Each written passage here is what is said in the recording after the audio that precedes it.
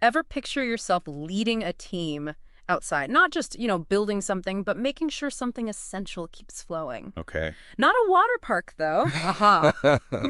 Right. We're talking electricity. Yeah. Today's deep dive is all about the Power Lines Supervisor, and we're using RoleCatcher.com to, really break it down. Yeah, we're going way past those, vague job postings you always see to really get into what this job is actually like. Day to day, what you need to know to be good at it, the works. So no more must-love climbing and spreadsheets. Uh-huh. Let's get into it. RoleCatcher's Guide makes it seem like this role is, hands-on, but also, high level. Totally. You're not just connecting wires. Yeah. You're responsible for whole power grids. Imagine a huge storm takes out the power and thousands of people are in the dark. A power line supervisor is the one who has to figure out what happened, get people organized to fix it, and get the lights back on. Wow. Talk about an important job. For sure. And that's just one thing. RoleCatcher has this what they do section that talks about everything from, being in charge of construction projects to managing budgets to making sure everyone is following all the safety rules. It's a wild mix of knowing your stuff and being a good leader. And it's just going to get more and more interesting. Okay. Think about how we're switching to renewable energy, like solar and wind. Now, a power line supervisor might be working with solar panel installers one day, and then fixing a transformer problem the next. Wow, you've got to be able to switch gears quickly. So adaptable is definitely going on the list of must-have skills, but RoleCatcher also mentions something about smart grids. What are those, and how do those play into all of this? Okay, so picture this. A power grid that can actually think and react to changes as they happen. Whoa. Yeah, that's a smart grid. They use sensors and automation to make sure the energy is going where it's supposed to go, stop blackouts before they happen, and they can even seamlessly work with things like solar and wind power. So instead of just reacting to emergencies, they're using technology to stay a step ahead. Totally. That's amazing. And if you want to be a supervisor, it means you've got to be comfortable with tech, with looking at data, and with the fact that things in the power industry are changing all the time. I'm already seeing how challenging but rewarding this job can be. But before we get into the nitty-gritty of how to climb the career ladder and what specific skills you need, what does RoleCatcher say about the future for this role? Right. Is it a safe bet career-wise? Or are robots going to be taking over these jobs too? Well, those robots had better be ready to learn from the pros. RoleCatcher actually says that the future is looking bright for power line supervisors. Oh, it's good. Yeah, they say there are going to be tons of jobs because, a lot of the infrastructure is getting old and needs to be replaced. Plus, there's all the new renewable energy stuff. And on top of that, the power grids are getting more and more complex. So it's a good career to be in, then, it sounds like. What about the money? Does RoleCatcher say anything about that? They do. They say that the average power line supervisor in the U.S. makes around $85,000 per year. Okay. Not bad at all. But get this. Yeah. That's just the average. Experience plays a huge role. So if you've been doing it for a while, like 10 plus years, Right. you could easily be making over $120,000. Wow. Now that is serious money. Okay, but we have to be real, right? Usually when you see those kinds of high salaries, it means the job isn't exactly a walk in the park. Right. Does RoleCatcher talk about the downsides at all? Yeah, for sure. Remember we were talking about those storm outages? Yeah. Those often mean crazy long hours, working outside in terrible weather, and, everyone is breathing down your neck to get the power back on. Oh, yeah. Stressful.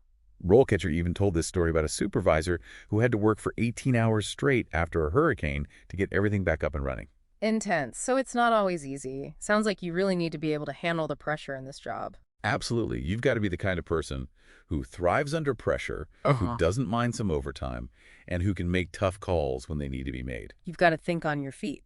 Exactly. A RoleCatcher actually breaks down the most common personality traits they see in successful power line supervisors. Oh, interesting. Yeah. Things like, being good at solving problems. Yeah. Natural leadership qualities, strong work ethic. So we've got the skills, the right kind of personality, and, hopefully you can handle your coffee. Uh-huh. Now let's talk career path. So where does someone even start if they want to do this? So where do you even begin? Well, RoleCatcher says it all starts with getting your hands dirty as a power lines technician. Okay, from the ground up. Yeah. That's where you learn how everything actually works, Yeah. You're helping out the experienced technicians, figuring out the tools, getting a real feel for how the power lines work. So it's kind of like, a paid apprenticeship almost. Exactly. And RoleCatcher really stretches how important it is to have that hands-on experience. Like, it's one thing to read about electrical theory in a book, but it's a whole other thing to be out there actually splicing cables, figuring out problems in the real Well, world. right. So you've put in your time, you've learned the ropes. Literally, what's the next step up from there? RoleCatcher talks about the journeyman power lines technician. Okay. So that's where you go from just helping out to actually leading. Ah, I You're see. doing inspections, making repairs, even showing the newer technicians how it's done. So that's where the leadership stuff starts to come in. You're not just responsible for yourself anymore. Exactly. And RoleCatcher has some really good examples of what that actually looks like. Mhm. Like, say you're on a job and there's this really tricky wiring problem. Oh, okay. A journeyman technician, they're not just supposed to figure out what the problem is, but they've also got to be able to explain the solution to their team, like clearly and simply. Right, right. So you've got the skills, you've got the leadership experience, you're ready to move up. What does it take to actually become a Power Lines supervisor? Well, it usually takes a mix of things. Yeah. You need the experience, for sure, and you'll probably need certain certifications too. Plus, you've got to prove that you can actually lead a team. Mm-hmm. Remember we were talking about those strategies for advancement? Yeah, yeah. That's where those come in. So, like, what are some things someone could do to stand out, to show they're ready to be a supervisor? Well, RoleCatcher mentions a few specific certifications that can give you an edge. Like, Mm. there's the Certified Utility Safety Professional, or CUSP, Yeah. designation. Okay. Having that shows whoever's hiring that you take safety seriously, Yeah. which is huge in this line of work. Absolutely, yeah. Yeah. Can't mess around with safety. But it's more than just checking boxes on a resume, right? Like, Yeah. what are some of those qualities you can't really teach, but that make a good supervisor? Oh, for sure. For sure. I mean, think about it. A Power Line supervisor, they're not only responsible for getting the job done on time and within budget, they're also responsible for their whole team's safety. Huge responsibility. Yeah, so you got to be a good communicator, you got to know how to motivate people, you got to be able to think on your feet when things get tough. So you're like the captain of the ship, making sure everything runs smoothly no matter what. That's a great way to put it. And just like a good captain, a Power Line supervisor has to be willing to keep learning. All right, keep up with the times. Exactly, because the power sector is always changing. New technologies popping up, new safety regulations, all that. So even when you get to the top, there's still more to learn. For sure.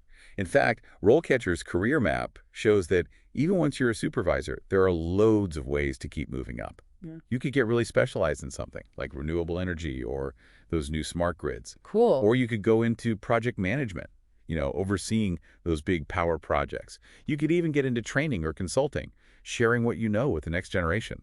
Wow, so there's a lot of different paths you could take. Absolutely. So yeah, if you've got the skills, the experience, and you're ambitious, there are tons of possibilities in this field. This deep dive has been honestly super interesting. We've covered so much, from the basics of power line work all the way up to what a supervisor actually does and how to even become one. Yeah. We've even touched on how AI is changing the game when you're looking for a job these days and how RoleCatcher can help you, stand out from the crowd. Absolutely. And, I hope our listeners feel like they can take that next step, whatever it is. Maybe they'll check out some job openings on RoleCatcher.com or Yeah. brush up on their skills or even just learn some more about this field. It's a good one. It is. And that is it for today's deep dive. See you next time.